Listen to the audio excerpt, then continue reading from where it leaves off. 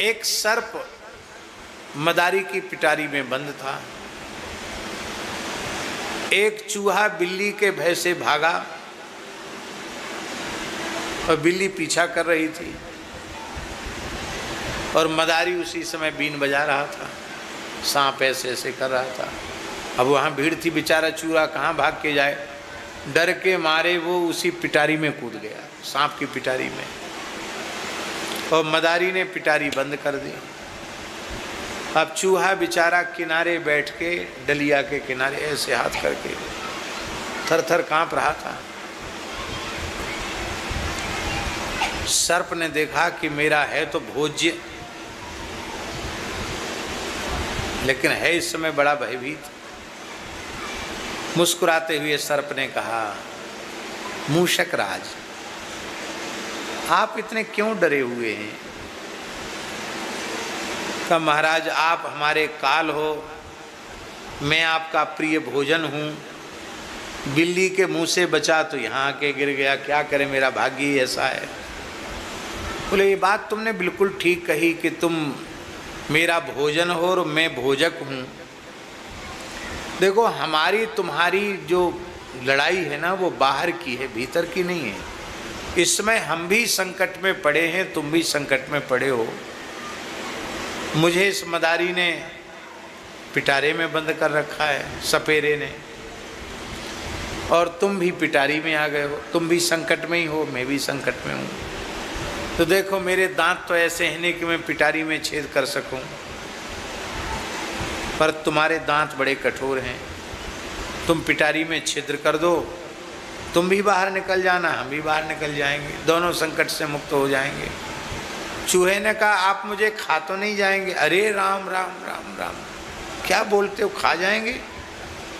आप हमको बंधन से छुड़ाओगे, हमारे बंदी छोड़ बनोगे, और हम आपको खाएंगे। विश्वास में ले लिया।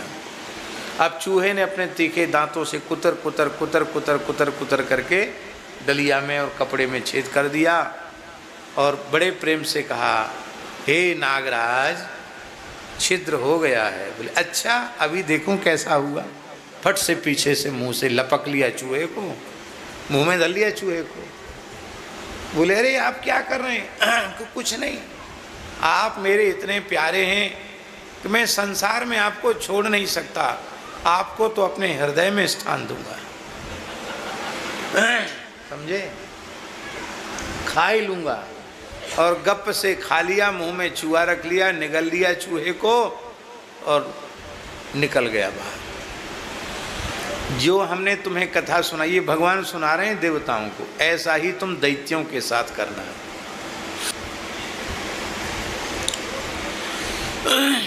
उद्देश्य क्या है? उद्देश्य ये है कि आसुरी शक्तियां वो कमजोर पड़े और दैवी शक्तियां प्रबल हों। दैवी शक्तियां प्रबल होंगी तो सारा संसार सुखी रहेगा, और आसुरी शक्ति प्रबल होंगी तो सारा संसार दुखी होगा।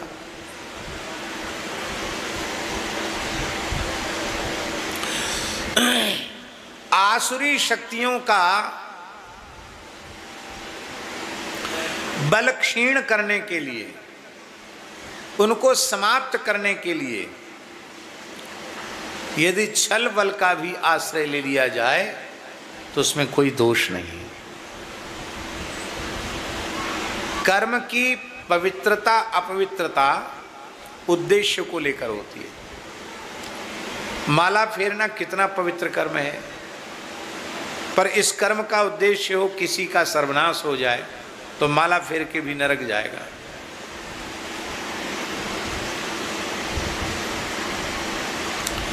कर्म सामान्य है, पर उसका उद्देश्य पवित्र है तो सामान्य कर्म भी विशिष्ट कर्म हो जाता है।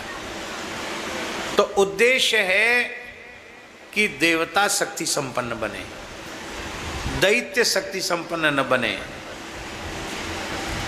देवता किसको कहते हैं? जो सबको देता है उसको देवता कहते हैं, और जो किसी को कुछ न दे, खुद ही खा ले सब कुछ, बाकी सब भूखे मरे तो मर जाएं, इस प्रकृति का जो होता है उसको दैत्य कहते हैं, उसको राक्षस कहते हैं। भोगवादी प्रकृति का व्यक्ति ही राक्षस है। तो उसे कमजोर करने के लिए यदि छल का आश्रय लिया जाए तो उसमें कोई हानि नहीं। छत्रपति शिवाजी महाराज, छत्रपति शिवाजी महाराज ने मुगल शासकों के नाकों चने चबवा दिए। कैसे? उन्होंने केवल धर्म युद्ध नहीं लड़ा, जहां जिस प्रकार की आवश्यकता पड़गी वैसे युद्ध लड़ा, छल पूर्वक, बल पूर्वक। अफजल खान को, जो औरंगजेब का सेनापति था, उसको कैसे मारा उन्होंने? आपको पता है कैसे मारा? पढ़ते तो हो ही नहीं तो कैसे पता चलेगा। पंडित अंबिका दत्त व्यास का शिवराज विजय नामक संस्कृत का काव्य है, उसको पढ़ो। संस्कृत का पढ़ो तो और ज़्यादा लाभ मिलेगा, हिंदी का भी पढ़ सकते हो। अफजल भी समझता था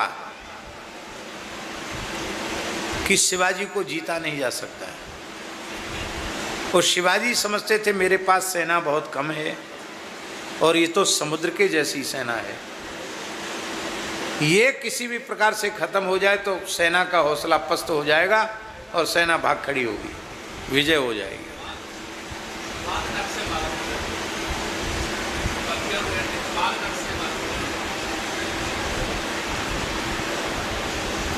तब अफजल की ओर से प्रस्ताव आया संधि का, और वो चाहता था कि शिवाजी को पकड़ के हम ले जाएं और औरंगजेब के सामने बंदी बनाकर प्रस्तुत कर दें और मुझे मुँह मांगा इनाम मिल जाएगा। औरंगजेब एक ही कहता था, जिंदा या मुर्दा हमको छत्रपति शिवाजी चाहिए। वो समझ गए सारी बात। बोले अच्छा ठीक है, दोनों मिल लेते हैं। अब मिलने में कोई हथियार लेके थोड़ी मिलेंगे, पर शिवाजी बड़ा लंबे बाह का कोट पहन के गए। वो बाह, कोट की जो बाह थी ना, वो पंजे से भी, हाथ के पंजे से भी 4 अंगुल नीचे तक थी। आजकल फैशन में भी ऐसा होता है ना, लंबे पहन लेते हैं लोग, नीचे वाला भी लंबा होता है ज़रूरत से ज़्यादा। आजकल नई फैशन चली है, पंडित लोग कुर्ता पहनते हैं, घोंटू से नीचे कुर्ता रहता है, और फिर जब लघुशंका करने बैठते हैं तो उसका प्रथम अभिषेक कुर्ते का ही होता है लघुशंका से। कितना बचा वो नीचे लटकता रहेगा और मूत्र से स्पर्श हो जाएगा। फिर देवकृत्य, पितृकृत्य, ऋषिकृत्य के योग्य रहा। इसलिए सन्नाह्य उन्नाह्य 2 प्रकार के वस्त्र इसलिए निषिद्ध कहे गए। ये सब बात है, लेकिन अब क्या कहें, कौन माने। तो शिवाजी कोट पहन के गए और उनमें बगनखा, शेर के नख उनमें बांध करके गए, और जैसे ही उसको आलिंगन किया, वो तो फैशन में था, बिल्कुल महीन मलमल का कुर्ता पहने था अफजल, बस मजबूत। तो छत्रपति शिवाजी में बहुत शक्ति थी।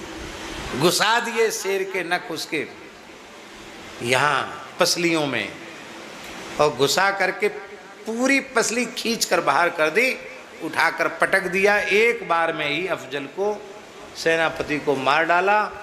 और अपनी सेना पहले से सावधान थी, उसने अकस्मात आक्रमण कर दिया। सैनिक इनके असावधान थे, बहुत से मारे गए, बचे कुचे भाग गए। तो हमको लगता है कि वो भागवत की कथा सुनते होंगे शिवाजी महाराज, इसलिए उन्होंने अहिमूसकवत, इसी को उन्होंने अपने जीवन में आश्रय दिया। और महाराज, महाराष्ट्र के लोगों को भी हम बहुत धन्यवाद देंगे। शिवाजी के बाद संभाजी महाराज, उनके हाथ में शासन की बागडोर आई, और केवल 7-8 वर्ष के बाद संभाजी महाराज को भी छल पूर्वक पकड़ कर बड़ी यातना दे करके औरंगजेब ने मारा। और उसके बाद 25 वर्ष तक गद्दी पर कोई नहीं रहा। पर बिना राजा के 25 वर्ष तक महाराष्ट्र के लोगों ने युद्ध किया औरंगजेब के साथ और महाराज मुगल सत्ता को कमज़ोर कर दिया, एकदम कमज़ोर कर दिया। बाद में बाजीराव पेशवा प्रथम द्वितीय, इससे उनके हाथ में शासन आया। ये बाजीराव ही सेनापति थे, फिर इन्हीं के हाथ में शासन आया। कहने का आशय ये है कि कार्य का गौरव देखना चाहिए, काम पूरा होना चाहिए, उद्देश्य पवित्र होगा तो अपवित्र भी पवित्र हो जाएगा। उद्देश्य पवित्र होना चाहिए। बोलो भक्तवत्सल भगवान की।